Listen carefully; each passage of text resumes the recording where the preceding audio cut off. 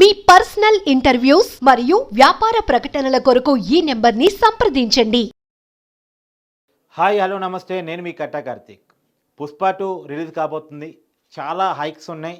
చాలా పెద్ద biggest hit కాబోతుందని చెప్పేసి అందరూ అనుకుంటున్నారు. మార్కెట్ విశ్లేషకులు కూడా భావిస్తూ ఉన్నారు. నిజానికి ఇప్పటి వరకు హైయెస్ట్ కలెక్షన్స్ ఉన్న సినిమా జవాన్ అంట. ఆ జవాన్ని దాటే రేంజ్లో కూడా ఈ సినిమా హిట్ కాబోతుంది అనేది అందరి అంచనా. ఇప్పటికీ మనకున్న సమాచారం మేరకు ఈ సినిమాకి 500 కోట్లు ఖర్చు పెట్టారు. కానీ ఈ సినిమాకి ఇప్పటికే ప్రీ రిలీజ్లోనే, అంటే రిలీజ్ కాకముందే 1080 కోట్ల రూపాయలు కలెక్షన్స్ వచ్చాయి. ఎలా వచ్చాయి అనేది కూడా మీకు చెప్పే ప్రయత్నం చేస్తాను. 660 కోట్ల రూపాయలు థియేటికల్ రైట్స్ ద్వారా, అంటే సినిమా థియేటర్లకి బయ్యర్లు డిస్ట్రిబ్యూటర్లు ఇప్పటికే ఆ సినిమాని కొనుగోలు చేశారు, థియేటర్ రైట్స్ పొందారు. వాళ్ళ ద్వారా 660 కోట్ల రూపాయలు రావటం జరిగింది. దీంట్లో 220 కోట్ల రూపాయలు తెలంగాణ ఆంధ్ర ప్రాంతం నుంచి రావటం జరిగింది.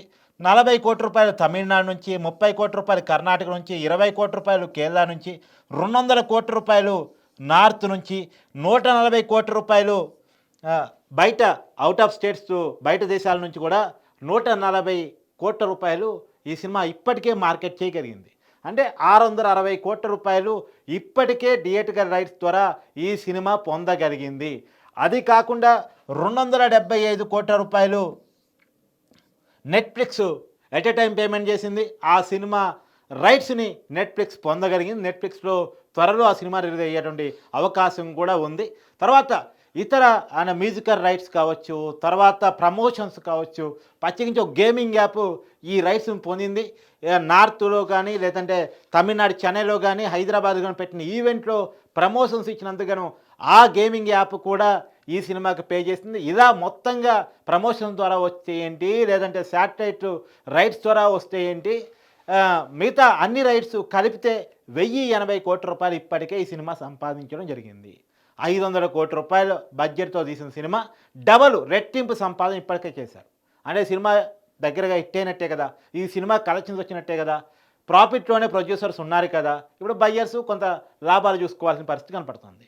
సరే, ఏది ఏమైనా ఈ సినిమా ఎక్కువ కాలం ఆడగలిగితే, ఎక్కువ మందిని మెప్పించగలిగితే, రిపీటెడ్గా ఆడియన్స్ రప్పించుకోగలిగితే ఈ సినిమాకి కలెక్షన్స్ వస్తాయి. అల్లు అర్జున్ రేంజ్ అదని చెప్పేసి అందరూ చెప్పుకుంటూ ఉన్నారు. అయితే అల్లు అర్జున్ ఈ సినిమాకి 300 కోట్ల రెమ్యునరేషన్ తీసుకున్నారు. ఇప్పుడు ఈ 300 కోట్లు రప్పించుకోవాలి. ఈ 300 కోట్లు కాదు, 2000 కోట్ల రూపాయలు సంపాదించుకోవాలి. ఎందుకు ఈ 2000 కోట్లు అనేది ఏంటి చెప్తా. ఇప్పుడు ఈ 2000 కోట్ల రూపాయల బడ్జెట్ సినిమాగా కనుక ఈ సినిమాని హిట్ చేసుకోగలిగితే, కలెక్షన్స్ రాబట్టుకోగలిగితే, మొత్తం ఇండియాలో అత్యధిక కలెక్షన్స్ సంపాదించిన సినిమా ఇదే అవుతుంది. కాబట్టి 2000 కోట్ల రూపాయలు టార్గెట్ చేసుకున్నారు. ఈ 2000 కోట్ల రూపాయలు టార్గెట్ చేసుకొని అల్లు అర్జున్ని హైయెస్ట్ రెమ్యునరేషన్ హీరోగా చూపించడం కోసం 300 కోట్ల రూపాయలు పేమెంట్ చేసి, ఇప్పుడు వీళ్ళు చేస్తున్నటువంటి పని ఏంటంటే, ఈ 4 రోజుల పాటు గవర్నమెంట్ పర్మిషన్ ఇచ్చింది టికెట్ రేట్ పెంచుకోవడానికి.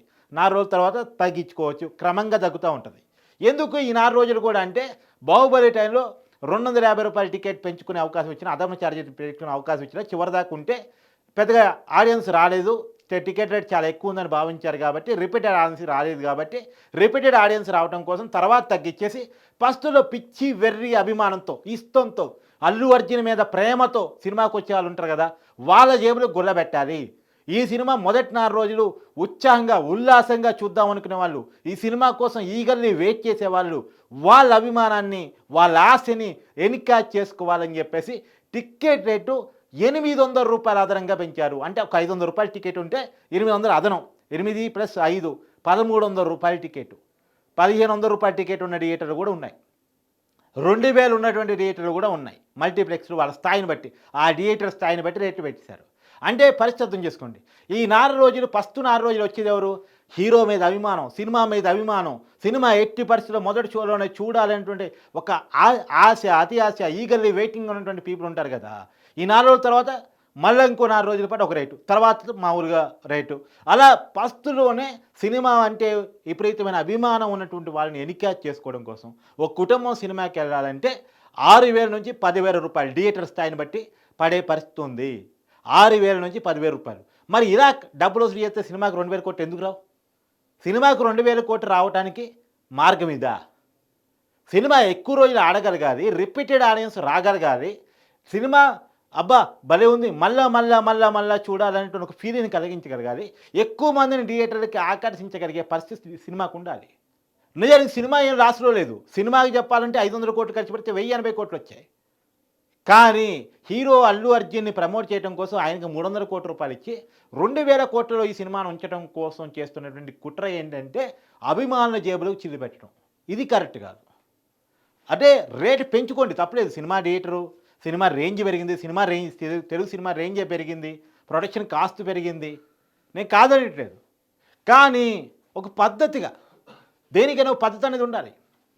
అభిమానం ఉంది కదా అని వాడిని పిచ్చోని చేయాలని చూస్తే ఎలా? వాడి జేబుల నుంచి లాగేసి మీరు స్టూడియోలు కట్టుకోవటం, మీరు హోటల్స్ పెట్టుకోవటం, మీరు పెద్ద పెద్ద రియల్ ఎస్టేట్ ల్యాండ్స్ కొనుక్కోవటం, ఏది మా జేబులకు చిల్లు పెట్టి, ఇది కరెక్ట్ కాదు అంటున్నాను. అభిమానాన్ని ఇలా వాడుకోవద్దు అంటున్నాను. ఇప్పుడు హీరోకి 300 కోట్లు ఇవ్వాలా వద్దా, ఎట్లా డెసిషన్ తీసుకోవాలి?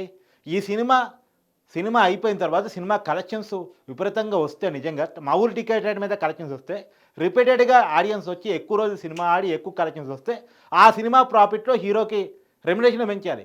ఈ సినిమా హిట్ పుష్ప 2 హిట్ అయితే ఈ హిట్ తర్వాత హీరో రెమ్యునరేషన్ నెక్స్ట్ సినిమా పెరగాలి.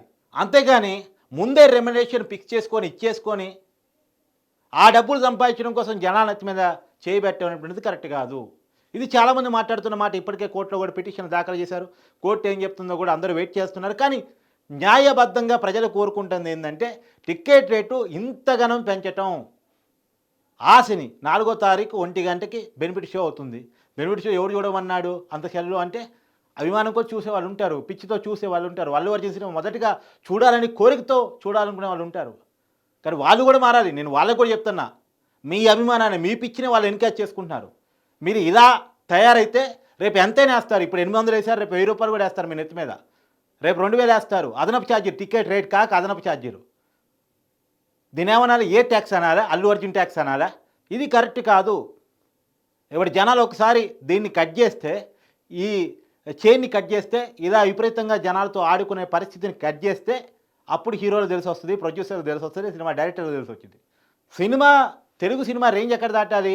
బయట దేశాల్లో కూడా కలెక్షన్స్ సంపాదించుకోగలగటం, ఎక్కువ రోజు సినిమా ఆడించగలగటం, బయట ఆడియన్స్లో కూడా తెలుగు సినిమాను భలే తీశారా అనిపించుకునే కెపాసిటీగా సినిమాను చూపించగలగటంతో వస్తుంది తప్ప సినిమా కలెక్షన్స్ వసూలు చేసి 2000 ఒకటి దగ్గరే, 1500 ఒకటి దగ్గరే, 10,000 ఒక కుటుంబం దగ్గర వసూలు చేసి ఇగో ఇంత కలెక్షన్స్ వచ్చాయంటే సినిమా రేంజ్ కాదు. సినిమా రేంజ్ ఎలా? అమెరికాలో ఉన్నోళ్ళు కూడా తెలుగు సినిమా భలే తీశారు, పుష్ప 2 ఇంత బాగా తీశారు, ఇది హీరో రేంజు, ఇది డైరెక్టర్ రేంజు, ఇది ప్రొడ్యూసర్ రేంజు అని చెప్పుకోగలిగే టాక్ ఏదైతే ఉందో అది తెలుగు సినిమా రేంజ్. నెక్స్ట్ మళ్ళా అదే ప్రొడ్యూసరు, అదే డైరెక్టర్, అదే హీరోను నటించే సినిమా కోసం వాడు ఈగల్ని వెయిట్ చేయాలి. అలా క్రియేట్ చేసుకోవాలి. ఈ తెలుగు సినిమా రేంజ్ పెరుగుతుంది ఇప్పుడు. అలానే ఇప్పుడు పెరగటం, తెలుగు సినిమా రేంజ్ ఎప్పుడో పెరిగింది. దానవేలు సూర్యకన్నా, మాయాబజారు కాకపోతే ఒక భాష సినిమా వేరే చోట ఆడించే పరిస్థితులు ఆ రోజు తక్కువ కాబట్టి, పరిస్థితులు తక్కువ కాబట్టి, టెక్నాలజీ తక్కువ కాబట్టి, కానీ తెలుగు సినిమా రేంజ్ ఆ రోజుల్లో ఉండి 1 సంవత్సరం ఆడగలిగేది. సినిమా 1 సంవత్సరం ఆడగలిగేది, 100 రోజులు ఆడితేనే సినిమా హిట్టు. ఇప్పుడేంది?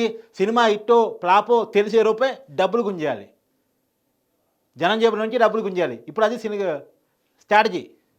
ఇది కరెక్ట్ కాదు అన్నటువంటిది నా అభిప్రాయం. మీ అభిప్రాయాన్ని కూడా కామెంట్ చేయండి.